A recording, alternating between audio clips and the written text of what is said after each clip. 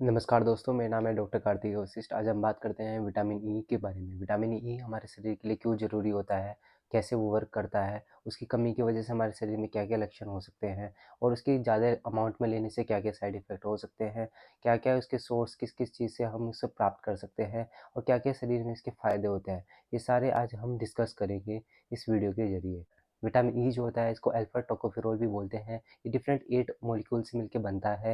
ये fat soluble vitamin होता है, जो बॉडी के अंदर स्टोर भी होता है। इसके सेवन से शरीर में बहुत फ़ायदे होते हैं। जैसे पहला फ़ायदा की हम बात करते हैं, पहला फ़ायदा होता है इसका एंटीऑक्सीडेंट। इसकी एंटीऑक्सीडेंट प्रॉपर्टी होती है, यानी कि बॉडी के अंदर जितने भी ऑक्सीडेटिव स्ट्रेस होते हैं उसको ये रिड्यूस करता है, यानी कि फ्री रेडिकल्स को डैमेज करता है, एजिंग प्रोसेस को ये है डाउन कर देता है।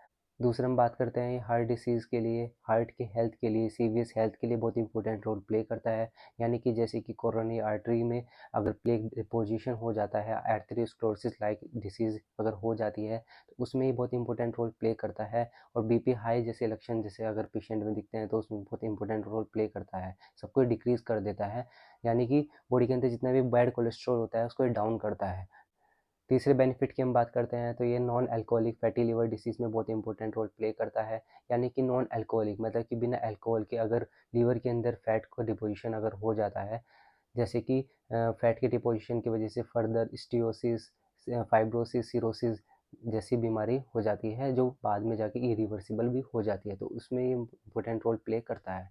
फोर्थ बेनिफिट की हम बात करते हैं तो ये स्किन के लिए और हेयर्स के लिए बहुत अच्छा होता है। इसका टॉपिकली यूज़ भी होता है और ओरल कैप्सूल के रूप में भी हम इसका यूज़ कर सकते हैं। फोर्थ बेनिफिट की हम बात करते हैं तो ये डिस्मेनोरिया यानी कि पेनफुल ब्लीडिंग या हैवी ब्लीडिंग में ये बहुत इंपॉर्टेंट रोल प्ले करता है फीमेल के लिए।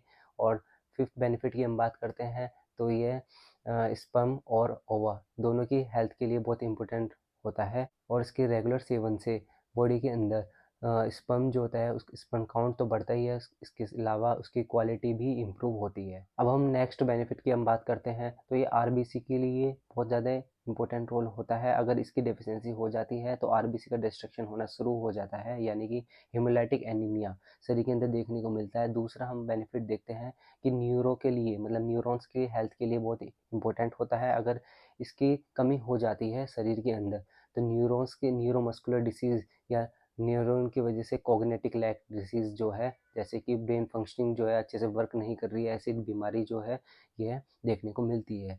फिर हम बात करते हैं कि इसके क्या क्या सोर्स हो सकते हैं। विटामिन ई के जो सोर्स जो है हम डाइट के रूप में भी दे सकते हैं, सप्लीमेंट के रूप में भी दे सकते हैं। डाइट में हम फ्रूट्स की बात करते हैं तो ये एवोकाडो से, कीवी से, ये मैंगो से ये हम इसकी प्राप्ति कर सकते हैं। दूसरा वेजिटेबल से हम बात करते हैं, ब्रोकली, पालक, टमाटर जिसे से हम प्राप्त कर सकते हैं। फिर हम सप्लीमेंट की हम बात करते हैं तो विटामिन ई के जो सप्लीमेंट के कैप्सूल आते हैं वो 200 mg में भी आते हैं, 600 mg में भी आते हैं। तो 200 mg जो होता है काफ़ी होता है, पर डे के अनुसार हम ले सकते हैं।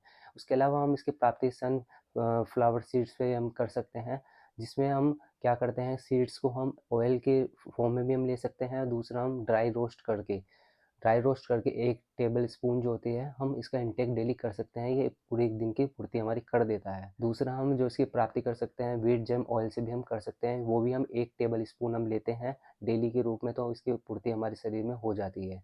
विटामिन ई जो होता है यह इसके लेने की सावधानी कुछ होती है, जैसे कि यह बच्चों के लिए अगर प्रेगनेंसी के लिए जो है डॉक्टर की सलाह से ही हम इसको ले सकते हैं, या फिर ब्लड थिनर अगर किसी की मेडिसिन चल रही है तो डॉक्टर की सलाह के बिना इसका सेवन नहीं करना चाहिए। जैसे कि ब्लड थिनर में अगर वारफेरिन या एस्प्रिन है, डॉक्टर की सलाह से ही हम कराते हैं। अब हम बात करते हैं इसकी डेफिशिएंसी के बारे में। इसकी डेफिशिएंसी जो होती है किस कारण से हो सकती है, या तो इसका ओरली इंटेक अच्छे से नहीं हो रहा है, रेस्ट्रिक्टेड डाइट फॉलो कर रहा है पेशेंट। दूसरा हो सकता है मेटाबॉलिज्म हैम्पर होता है, यानी कि फैट का मेटाबॉलिज्म हैम्पर होता है, क्योंकि फैट सोल्यूबल विटामिन होता है। अगर फैट बॉडी के अंदर एब्जॉर्ब नहीं हो रहा है तो इसकी भी एब्जॉर्प्शन नहीं होता है। अब हम बात करते हैं कि इसकी डेफिशिएंसी से क्या क्या हो सकते हैं, जैसे कि न्यूरोमस्कुलर प्रॉब्लम हो सकती है। पहले हम बात करते हैं एटेक्सिया के बारे में, यानी कि बॉडी जो होती है वो अच्छे से अपना पेरिफेरल कॉग्निटिव वर्क नहीं कर पाती है। दूसरा हम बात करते हैं प्रोप्रियोसेप्शन, इसका या सेंसरी रिसेप्टर जो होते हैं वो कम हो जाते हैं। प्रोप्रियोसेप्शन यानी कि बॉडी जो होती है वो अपना जो डेली का मूवमेंट होती है, मूवमेंट करती है वो नहीं कर पाती है, जैसे कि बैलेंसिंग जैसे वर्क जो है वो नहीं कर पाती है। तीसरा हम देखते हैं इसकी कमी की वजह से एक्यांथोसाइटोसिस हो सकता है, यानी कि आरबीसी का शेप जो है बिगड़ सकता है, उसमें स्पाइक्स वगैरह जो है फॉर्मेशन हो सकती है। फिर हम देखते हैं हेमोलाइटिक एनीमिया।